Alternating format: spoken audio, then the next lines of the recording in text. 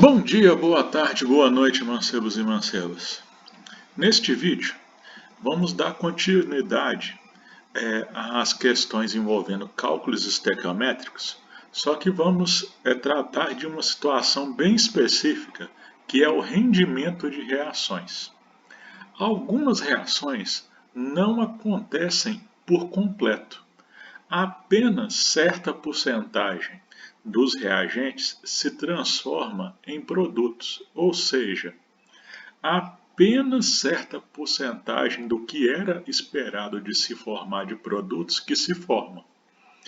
A gente vai aprender nesse vídeo como fazer os cálculos quando se informa qual é esse rendimento da reação. O exemplo é o seguinte: em um processo de obtenção de ferro, a partir do Fe2O3, considere a equação não balanceada. Então temos aí a transformação do óxido de ferro em ferro equacionado. Utilizando-se 4,8 toneladas de óxido de ferro e admitindo-se um rendimento de 80% na reação, a massa de ferro produzida será de... Os passos que nós vamos seguir serão basicamente os de antes. Então, o primeiro passo é ter a equação química balanceada. Só que o próprio enunciado aí nos avisou que a equação que a gente tem não está balanceada. Então, vamos escrever ela aqui de lado e fazer o balanceamento. Antes da seta, nós temos 2 átomos de ferro. Vou tentar começar balanceando esse ferro. 1 vezes 2 tem 2 ferros antes da seta, tem que ter 2 também depois. Só tem 1. O número que eu multiplico 1 para dar 2, 2. Quando eu coloquei 1 aqui na frente do óxido de ferro, eu estou falando que tem 3 vezes 1, 3 oxigênios antes da seta. Só tem 1 depois, para ter 3, eu multiplico por 3. 3 vezes 1, 3 oxigênios também depois da seta. Só que ao colocar 3 aqui antes do monóxido de carbono, eu estou afirmando que após a seta, eu tenho 3 vezes 1, 3 carbonos. Eu tenho que ter 3 antes da seta também. Vou colocar um 3 aqui. 3 vezes 1, 3 carbonos. Bem, agora eu vou dar continuidade à minha questão, identificando quais que são as substâncias relacionadas na pergunta e puxando a relação em mol em que elas reagem do balanceamento da equação. Ao ler minha pergunta, eu posso ver que ela fala do óxido de ferro, né? E ela, que é o Fe2O3, e ela me pergunta sobre o ferro, Fe. Então, essas são as duas substâncias mencionadas que eu destaquei ali na equação. Pelo balanceamento, eu vejo que 1 mol de ferro, quando reage, vai me dar 2 mols de ferro. Só que aí eu tenho que me ater à informação que foi dada aqui no enunciado.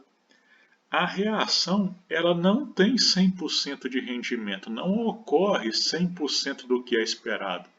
O rendimento dela é de 80%. Então, ela não vai produzir os 2 mols de ferro. Ela vai produzir 80% do que era esperado, que é 80% de 2 mols de ferro. O que era esperado era 2 mols, vai produzir só 80% do que era esperado. Eu posso calcular esse 80% de 2.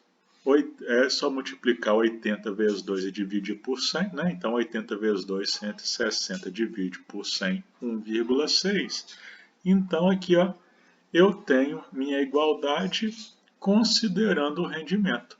1 mol de Fe2O3 vai resultar em 1,6 mol de ferro. Essa é a única diferença do exercício envolvendo rendimento. Eu vou ter que inserir esse rendimento aqui na minha igualdade. Tá, agora eu posso seguir. Seguir como? Os mesmos passos de antes. Vamos transformar essa igualdade nossa para a unidade que nos interessa. Será que o ferro eu tenho que fazer alguma transformação? Vamos olhar na pergunta. Quando se fala do ferro pede para calcular a massa. Massa é dada em gramas, então vamos passar esse 1,6 mol de ferro para a grama. É tranquilo, é só olhar a massa molar do ferro na tabela periódica, arredondando é 56 gramas por mol. Como é 1,6 mol, multiplica por 1,6. A gente vai achar 89,6 gramas. 1,6 mol de ferro é a mesma coisa que 89,6 gramas de ferro. O óxido de ferro, será que eu tenho que fazer alguma transformação? Vamos ver na pergunta. Quando menciona o óxido de ferro na pergunta, se fala em toneladas dele, ou seja, massa. Vamos passar para grama então, já que é massa? F é 2 ou 3, calculando a massa molar. São 2 ferros, cuja massa é 56, mais 3 oxigênios, cuja massa de cada um é 16.